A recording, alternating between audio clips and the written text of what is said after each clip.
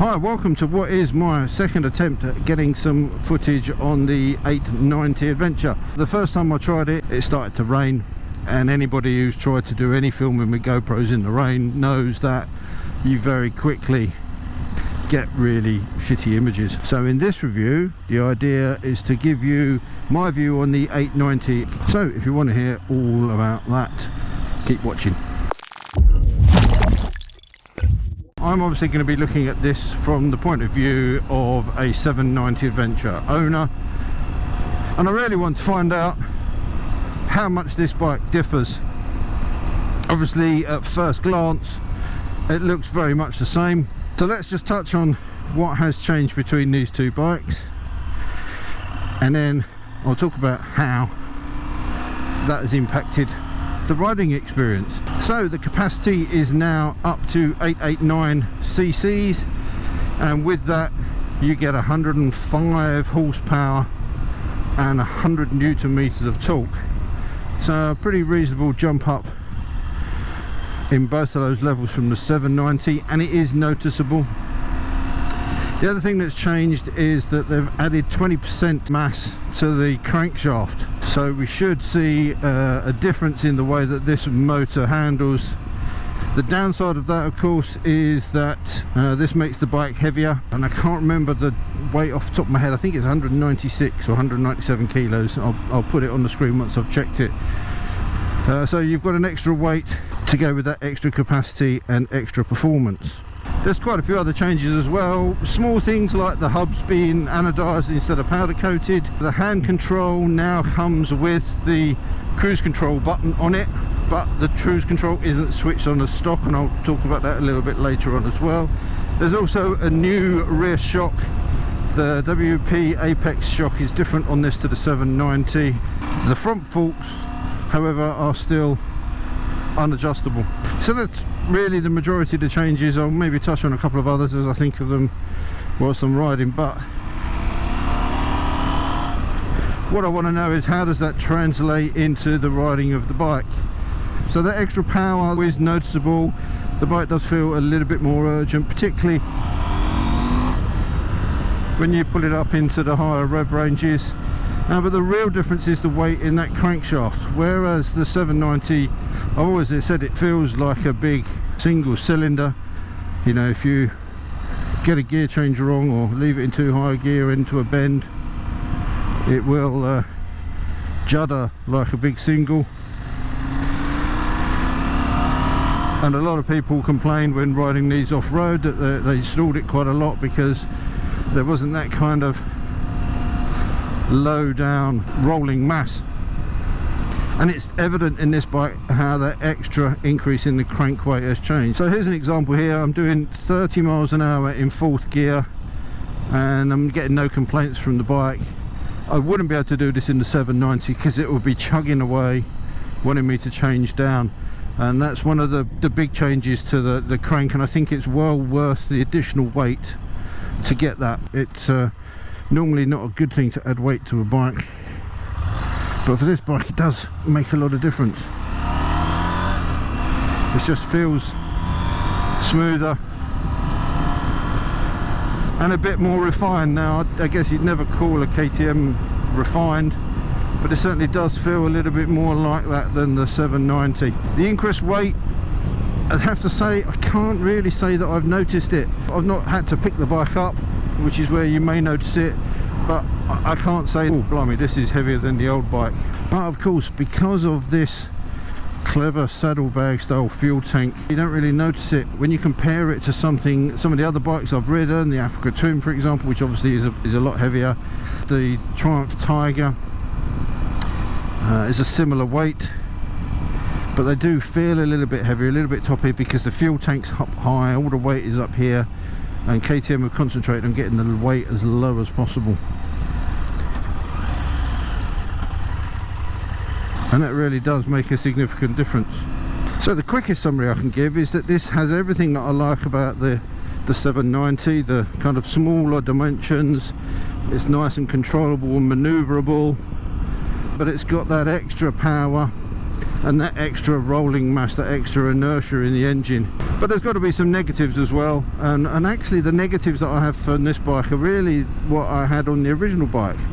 The stock windscreen sucks. The biggest change I made to my 790 was putting the MRA screen on it. Now I know that depends on the rider. I know lots of people haven't complained about this, but for me, I'm just at that height at 5'10", where it seems to throw the wind right onto my helmet. Apparently these little side scoops at the bottom don't help, so I've yet to try it without those, but I may well do that. Oh, let's let this lady get out of the way before I soak her through the puddle, tempting as it is.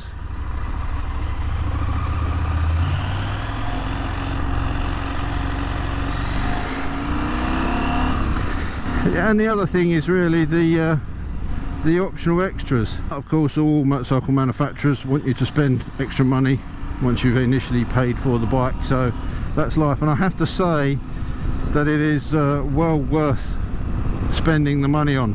The cruise control is really easy to use. You just literally push this button down to the side, you get an orange light come up on the screen to say that it's switched on. When you reach the speed that you want, so I've got 30 miles an hour here, pull that back, it goes green and the cruise control is on. You can move the speed up and down by pushing it forwards and backwards, and then when you want to switch it off, either touch the clutch, the brake, or just push that button down and it switches off.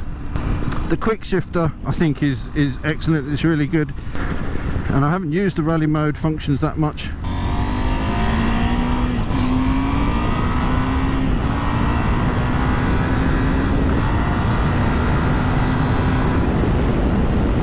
Get it up above 6,000 revs and it really does come alive. Most of the other stuff on the bike has stayed the same. They've stuck with the Avon Trail Max tyres, which are a 70-30 blend of on-road, off-road, and they're pretty good. They're grippy on tarmac, they work well, they're very good in the wet, I have to say. When you get off-road, they have their limitations. They're not that great in mud, and if the gravel gets a bit deep, because the blocks are quite big, you don't get as good a grip. But for the uses that most people put the 792, the standard one anyway, they're more than adequate. Now, one of the things I do like about the fact that they've done minimal changes to the bike is that as a 790 owner, if I do want to decide to change and go for the 890, then all of the optional extras that I've added on, the screen and the bash guard and the mirrors and all the other bits and pieces that I've fitted to my 790, I can just take off and put straight onto this bike. No having to go out and shop for new accessories. If I want to go out scratching around the country lanes like this, I can. Quite a thrilling ride. You can kind of be a bit of a hooligan on it if you want to, but at the same time I can stack all my luggage onto it and go off and do a bit of touring and run errands. So for the type of riding I do and where I live and where I ride, this is ideal. I think it's for me is a perfect middleweight adventure bike. It has got obviously a little bit more of a road focus, and I spend more of my time on the road than off-road, but you know that it's also going to do the business when you get onto the dirt. And I'm talking about the sort of dirt that I ride: simple gravel tracks, a few green lanes, nothing over complicated, a little bit of gravel. The tyres do pretty well, a little bit of movement underneath them on this sort of stuff, but this bike will soak this up all day long. I don't know what the 360 footage is going to be like, because you can see that camera swinging around like a good one up in front. This bike will swing through here all day long. So the question is, if you've got a 790, should you upgrade to the 890? And hand on heart, I would say no. I think the changes are really good on this bike, but the changes wouldn't be enough for me to take a bath on the 790 to move across. However, when it comes time to change that bike, or if you're looking at middleweight adventure bikes, then I think this is a really good choice, and I wouldn't hesitate. I think when my 790 comes to being replaced, whenever that may be, I would have no hesitations in switching over to the 890. It just does everything that I want it to do. It's brilliant. Just going back to this saddlebag tank, not only does it give a really nice low centre of gravity, there's also got a 20 litre capacity, so you can get a nice big load of fuel in without having a great big hump of a tank in front of you, which is what I like. I like the dimensions of the bike. It just feels light and nimble, and it feels like you can take it anywhere. There's much more confidence in taking this off-road as a complete newbie as I am on off-road riding. I didn't really hesitate in trying to take this down some green lanes. Yes, it's going to be heavy if you drop it, but you know, the seat height's relatively low. You can get your feet down easily. I've got a 32-inch inside leg, and I can flat foot this in the low seat position fairly easily. And I'm quite happy riding it in the low seat position because my legs are not too crunched up either. Now, my 790 Adventure, since I've owned it, I've kept a record and I've averaged in the low 60s in terms of miles per gallon, which has been really good. This bike, in the 400 miles that I've done on it since I've had it, I've averaged 57, so there's not a great difference in that, but I can only really compare that if I was riding it for a longer period of time to average it out. But that's good, and with this 20 litre fuel tank, that gives you over 200 miles range. Now, my GoPro's in the way at the moment, but I still really love this TFT dash. It's simple and functional. Sometimes you can go overboard in trying to fit too much onto a screen. I moaned a little bit about the Tiger 900 screen because it's a huge, great big screen, and there's lots of real estate they can use, and they seem to waste a lot of it and having fancy coloured stripes to pulsate as your rev counter. And this has just got a straightforward sweepy digital style rev counter, but it's got everything on there that I need, and I can read it very clearly, and that's enough for me. Very functional, very KTM in fact, just what you need and nothing else, and that's kind of what I like about this bike. They've not tried to squeeze loads of stuff on it that's unnecessary.